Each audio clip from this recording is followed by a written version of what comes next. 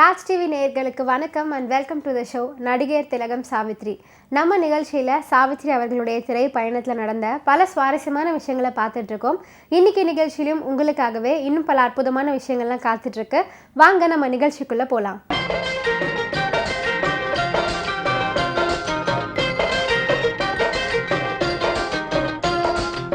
மகா நடிகை சாவித்ரி அவர்களின் வெற்றி திரைப்படங்களின் வரிசையில் 1962 வருஷம் வெளிவந்த திரைப்படம் தான் காத்திருந்த கண்கள் அப்படிங்கிற திரைப்படம்.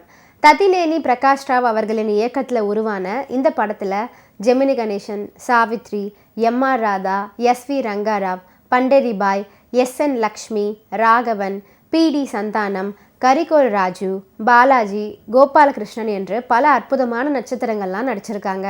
திரைப்படத்திற்கு இசையமைத்தவர்கள் மெல்லிசை மன்னர்களான விஸ்வநாதன் மற்றும் ராமமூர்த்தி ஆகியோர் தான்.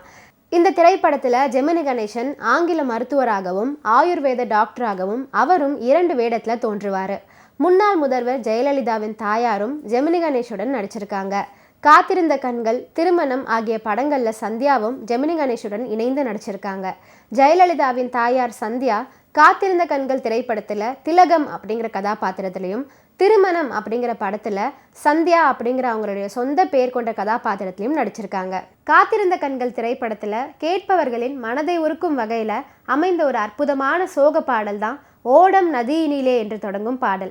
இந்த பாடல் காட்சியில் நடிகர் திலகத்தின் வெறுமை காட்டும் கண்கள், கவிஞர் கண்ணதாசனின் உருக்கமான வரிகள், மெல்லிசை மன்னர்களின் இதயத்தை தொடும் மெட்டு என்று எல்லாம் இணைந்து இந்த பாடலை பொக்கிஷ பாடலாக மாற்றியிருக்கும். அந்த பாடலுக்கு மேலும் வலு சேர்க்கும் விதமாக பெண்மையின் அவலத்தை பாடும் சீர்காழி கோவிந்தராஜன் அவர்களின் குரல் நயமும் நம் மனதை கனக்க செய்யும். இந்த காத்திருந்த கண்கள் திரைப்படத்தில் எஸ்.வி. ரங்காராவ் அவர்கள் பஞ்சநாத முதலியாராக நடிச்சிருப்பாரு.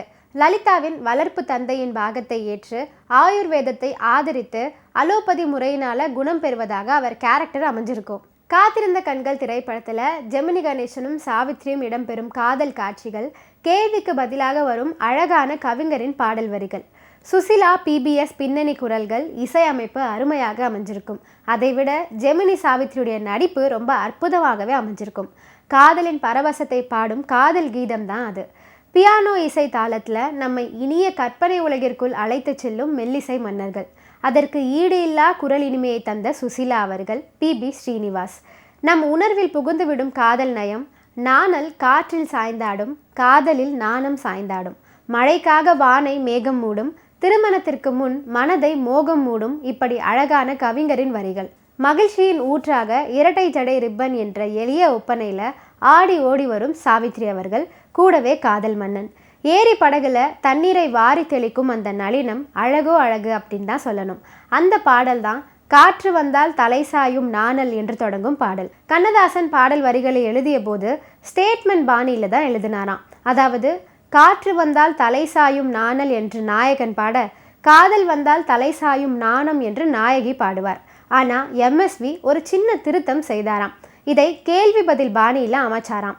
இந்த சின்ன மாற்றத்தின் மூலம் பாடல் முழுவதும் ஒரு சஸ்பென்ஸை, அதாவது அடுத்து என்ன என்ற ஆவலை தூண்டிவிட்டுள்ளார் MSV அவர்கள்.